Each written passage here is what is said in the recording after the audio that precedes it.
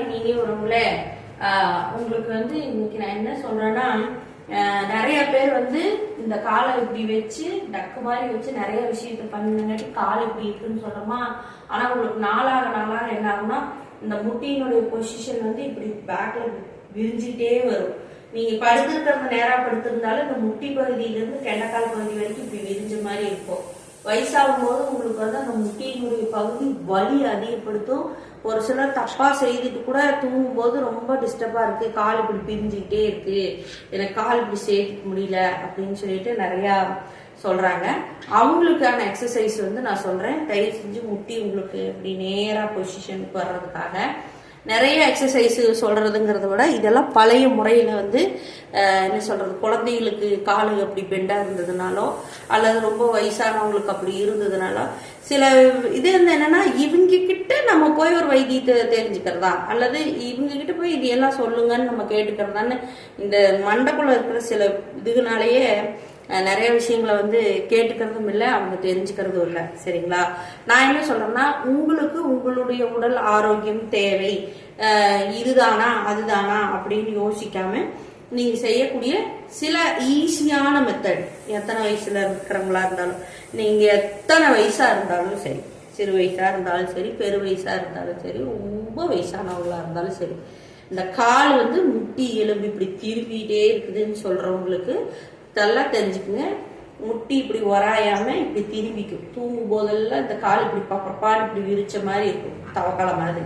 சரியா? அந்த மாதிரி விரியாம இருக்கிறதுக்கு அந்த இடம் மேல அப்படி ஏறி முட்டி வலி வந்து நேரம் நடக்கும்போது உங்களால நடக்க முடியாது.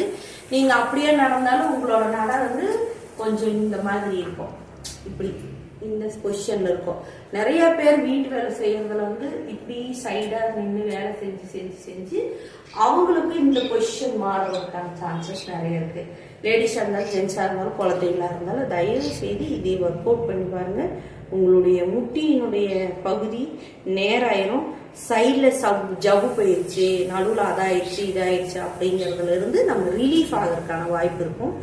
இது வந்து உடற்பயிற்சியிலேயே நம்மளை தகுதிப்படுத்திக்கிறது. சரிங்களா? அதுக்கப்புறம் உள்ள மருந்துன்னு ஒன்று கொடுக்கறதுக்கு நீங்க டாக்டரை கன்சல்ட் பண்ணிக்கோங்க. அதாவது எவ்வளவு மருந்து நம்ம எடுத்துக்கிட்டா எப்படி இருக்கும் அப்படின்னு சொல்லிட்டு நோய்க்கும் பேய்க்கும் பார்க்குற மாதிரி உடற்பயிற்சி கொடுத்துக்கிட்டே அந்த மருந்துகளையும் சாப்பிடலாம். என்ன மருந்து பல ஆண்டுகள் சாப்பிட்றதுக்கு பதிலாக இந்த உடற்பயிற்சி செய்யும் போது சில மாதங்களோ சில வாரங்களோ சில நாட்களோ மருந்து சாப்பிட்டா போதும். ஆனால் உடற்பயிற்சியில கருத்தும் கவனம் ரொம்ப தேவை. வாரம் பூரா நீங்கள் ஒரு உடற்பயிற்சி பண்ணுறீங்கன்னா 48 மணி நேரம் ரெஸ்ட்டு, அது மாதிரி 1 டே ரெஸ்ட் கொடுத்துருங்க. சரிங்களா? இப்போ வந்து உங்களுக்கு நான் காமிக்கிறது என்னன்னு கேட்டிங்கன்னா, அந்த கால் விரிஞ்சிருக்கு இல்லையா, முட்டி விரிஞ்சிருக்கு, சேர்த்தியே வைக்க முடியல, கால் படுத்திருந்தா அப்படியே விரிச்சிக்கிட்டே போகுது அப்படிங்கிற மாதிரி இருக்கிறவங்களுக்கு இந்த எக்ஸசைஸ் ரொம்ப யூஸ்ஃபுல்லாக இருக்கும்னு நினைக்கிறேன். அங்கே படுத்துட்டு நான் சொல்லுவேன், பட் எந்த அளவுக்கு உங்களுக்கு கேட்கும் அப்படிங்கிறது தெரியல. எதுவாக இருந்தாலும் கமெண்ட் பண்ணுங்க. சரிங்களா? இப்போ எக்ஸசைஸ்ல டவல் கட்டி இருந்தது கண்டுச்சு. இது இப்போ நான் அதை எப்படி பண்றதுங்கிறத போட்டுக்காங்க. அங்கிருந்து பார்க்கும்போது உங்களுக்கு கண்டிப்பா தெரியும், முட்டியினுடைய மேல் பகுதியில தான் உங்களுக்கு கொண்டு வரணும். சரிங்களா? இப்ப இந்த டவலை வந்து யாரோ ஒருத்தர் ஹெல்ப் வச்சுக்கோங்க. சரிங்களா? இந்த டவலை வந்து முட்டிக்கு மேல் பகுதியில, சரிங்களா, முட்டி மடக்கும் போது இந்த டவல் வந்து உங்களை டிஸ்டர்ப் பண்ணக்கூடாது. அதாவது பெல்ட்டோ டவலோ டிஸ்டர்ப் பண்ணக்கூடாது. அப்போ காலை வந்து உங்களால எவ்வளவு சேர்த்து கட்ட முடியுமோ ஒரே சமனா வச்சு உங்களுடைய காலை இப்படி கட்டிக்கணும். சரிங்களா? இப்ப வந்து இந்த பொசிஷன்ல தான் பண்ணுவீங்க. கண்டிப்பா முட்டி ப்ராப்ளம் இருக்கிறவங்க ஒரு அரை மணி நேரத்துக்கு மேலேயே இது தேவைப்படும். ஏன்னா இந்த எக்ஸசைஸ் வந்து ரொம்ப ஈஸியா பண்ண முடியாது. சரிங்களா? இந்த அரை மணி நேரத்துக்கு மேலேயும் இது ரொம்ப கவனமா எடுத்து பண்ணினீங்கன்னா மட்டும்தான் உங்களுக்கு இதுல ரிசல்ட் கிடைக்கும். சரிங்களா?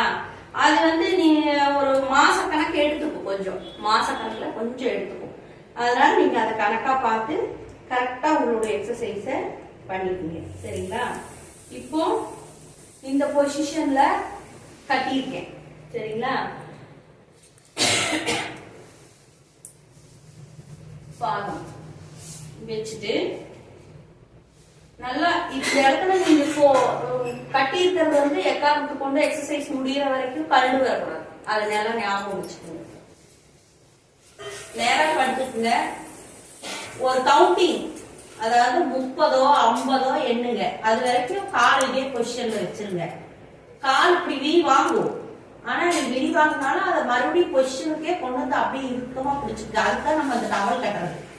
சரிங்களா? கட்டிட்டு ஒரு 50 எண்ணுனதுக்கு அப்புறம் மெல்லமா நிறுத்துங்க. இப்படி முட்டி வந்து இப்படி ஒட்டி தான் இருக்கும். நீங்க கட்டி இருக்கிறதுல ஓரளவு இல்ல ரொம்ப ஒட்ட முடியலனாலும் பரவாயில்ல, பண்ண நம்மளுக்கு சரியாயிடும். ஒட்டி இருக்கணும். மறுபடியும் இப்படி இது மாதிரி உங்களுக்கு ஒரு 20வது பண்ணணும். இந்த மாதிரி பண்ணும்போது ஏன்னா உங்களுக்கு காலை சேர்த்தி தான் வச்சிருப்போம். பாதம் அந்த முட்டி பகுதி எல்லாம் சேர்த்து தான் வச்சிருச்சு. 20 பண்ணிடுறோமா? அதுக்கப்புறமா திரும்பிக்குங்க. இப்படி திரும்பி ஒரு டவல் இந்த சைடு வந்து ஒரு டவல் வச்சுக்கலாம். ஏதோ உங்களுக்கு படுக்கிற கம்ஃபர்டபுள் இல்லைன்னா சரிங்களா? அப்ப அந்த மாதிரி வச்சுட்டு, ஏன்னா முட்டி நகராம இருக்கு இல்லையா, இந்த மாதிரி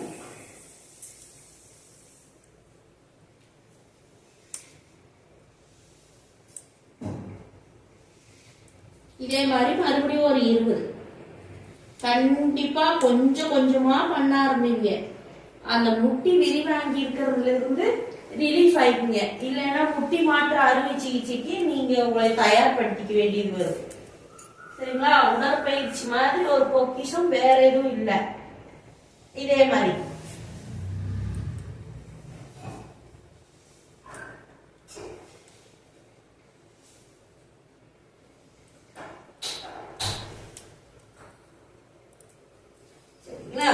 அப்ப இதை பண்ணிட்டுமா, இதை பண்ணிட்டு இப்படி எந்திரிச்சு உட்கார்ந்ததுக்கு அப்புறமும்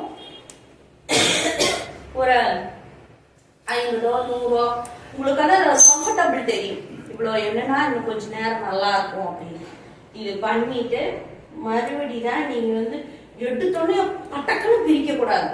ஏன்னா அதுக்கு நம்ம ஒர்க் அவுட் கொடுத்துருக்கோம். அதனால மெதுவா, ஏன்னா ஃபுல்லா அது எத்தனை செட்டு வேணுமோ அதெல்லாம் பண்ற அளவுக்கு வீடியோ பண்ண முடியாது. அதனால நான் இது பண்றேன். நிச்சயமா ஒரு வளர்ச்சி வரும்போது கண்டிப்பா உங்களுக்கு இன்னும் நல்லா பெனிஃபிட்டா நிறைய சொல்லித்தரேன். இந்த மாதிரி தான் பண்ணுவாங்க. இப்ப இது வயசானவங்களுக்கு வந்து அந்த காலத்துல வந்து நீங்க சொல்ற பெல்ட் மாதிரி எல்லாம் இல்ல, இந்த மாதிரி சுற்றுலாம் ரொம்ப கம்ஃபர்டபுளா இருந்துச்சு. நல்லா இறுக்கமா சுத்தி வச்சுக்குவாங்க. சரிங்களா?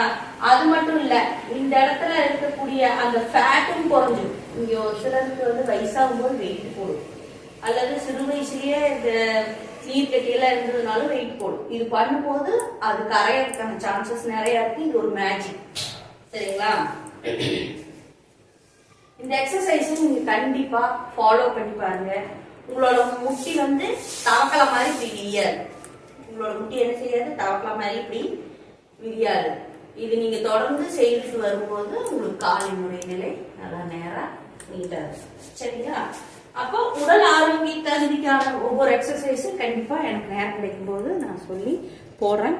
நான் செய்யக்கூடிய ஒரு எக்ஸசைஸுமே முதல்ல என்ன சொல்றது, வைத்தியர்கள் மூலியமாவோ அல்லது ரொம்ப யூனிக்கா அப்பெல்லாம் யுத்த காலத்துல எல்லாம் கொஞ்சம் எல்லாம் அடிச்சிருச்சு, முட்டி நகர்ந்துருச்சுன்னா இப்பெல்லாம் அதெல்லாம் சினிமால தான் அந்த மாதிரி டாக்டர்ஸ் எல்லாம் இருக்கிறாங்களாம்மா. அது வேற ஒருத்தர் சொல்லும் போது பேசினேன். அவர் வந்து அந்த கூட இந்த சண்டை பயிற்சிகள் எல்லாம் கூட இது பண்ணுவாங்க இல்லையா, அப்படி ஒருத்தர் தான் நம்ம இருக்கிற ஏரியாவில் ஒருத்தர் இருந்தாரு. அவர் சொல்லும் போதுதான் சொன்னாரு, அவர் கீழே விழுந்தோடனே முட்டி நகர்ந்துருச்சான். நகர்ந்தோடனே அது வேற ஏதோ கொண்டு வந்து அப்படி ஒரு தட்டு தட்டி அடிச்சாங்களா. அடிச்சோன்னா மறுபடியும் அது பொசிஷனுக்கு வந்துருச்சு. அங்க அது முட்டி நகர்ந்துதானே எங்களுக்கு தெரியல அப்படின்னு. என்னன்னா அந்த பெல்ட்டி அடிக்கும்போது அவங்க வந்து ஸ்டண்ட் மாஸ்டர்ஸோட இதுல வேலை செய்யறதுனால அது பண்ணும்போது இது எங்கேயோ ட்விஸ்ட் ஆகி கால் அப்படியானதை ரெடி பண்ணிட்டாங்கங்கிறாங்க. அதனால் நான் சொல்கிறேன், நீங்கள் பெரிய பெரிய பணங்களை கொடுத்து லட்சக்கணக்கில் கொடுத்து ஒரு விஷயத்தை பண்ணணுங்கிறத விட சின்ன விஷயத்தை நம்ம செய்யறது, சின்ன விஷயத்துல பெரிய விஷயம் கிடைக்கிறத நம்ம யாருமே கையாளுறது இல்லை. ஒன்று கெட்டு சுண்ணாம்பானதுக்கப்புறம் தான் நம்ம எதையாவது பண்ணணும்னு நினைக்கிறோம். அதாவது கண்ணு கெட்டதுக்கப்புறம் சூரிய நமஸ்காரம்னு. நீங்கள் உடற்பயிற்சியினுடைய தகுதிகளை புரிஞ்சுக்கும் போது நிறைய பேர் என்னை கேள்வி பண்ணியிருக்கிறது கூட பார்த்துருக்குறேன். 50 கிலோமீட்டர் ஓடுறதுக்காக ஒரு தடவை நான் ஓடிட்டு இருக்கிறேன். என்னை பார்த்துட்டு, இந்த பொம்பளைக்கு இதெல்லாம் தேவையா, நாக்க தொங்க போட்டு நாய் மாதிரி ஓடுது அப்படின்னு சொல்லி அவன் சொல்லிட்டு எங்களை கடந்து தான் போகிறான். ஆனால் நான் 50 கிலோமீட்டரு என்னுடைய தேவைக்காக நான் ஓடி முடிச்சிட்டேன். அவனை பொறுத்த வரைக்கும் பேசின இடத்துலயே தான் அவன் உட்காந்துருக்கான். அதனால என்ன செய்யறோங்கிறத விட மற்றவங்களுக்கு பாதிக்காம நம்மளோட ஆரோக்கியத்துக்காக எதையும் செய்யலாம். அதுலேயும் ஒரு நிதானம் இருந்தால் இன்னும் கொஞ்சம் செய்யலாம். ஒரு எக்ஸசைஸ் கற்றுட்டோம், கொஞ்சம் ரெடி ஆயிடுச்சு அப்படின்னு சொல்லிட்டு பாதியிலேயே கழட்டி விடுற வேலையில இருக்கக்கூடாது. எப்பயுமே ஆரோக்கியம் நம்ம கூட இருக்கிற வரைக்கும் நீங்கள் வைரமாக இருப்பீங்க. என்னைக்கு நீங்கள் ஆரோக்கியத்தை தொலைச்சிட்டு இதெல்லாம் கேட்குறதா அப்படின்னு நினைக்கிறீங்களோ, எந்த நொடி வேண்டுமானாலும் நீங்கள் குப்பைக்கு சேரலாம். நிச்சயமாக நல்லபடியாக வருவீங்கிற ஒரு நம்பிக்கையில் தான் இவ்வளோதான் சொல்கிறேன்.